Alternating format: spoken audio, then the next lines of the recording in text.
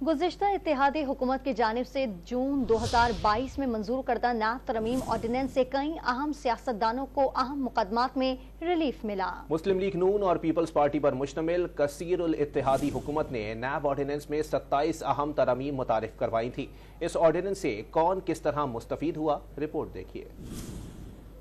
नैब तरमीमी ordinance 2022 कई अहम शख्सियात के लिए निजात दहिंदा साबित हुआ। साबिक सदर आसिफ अली जरदारी, साबिक वजीर आजम शाहिद खाकान अब्बासी और साबिक वजीर आला सिंध मुराद अली शाह समेत कई दीगर सियासी शख्सियात की हाई प्रोफाइल मुकदमात से जान छूटी।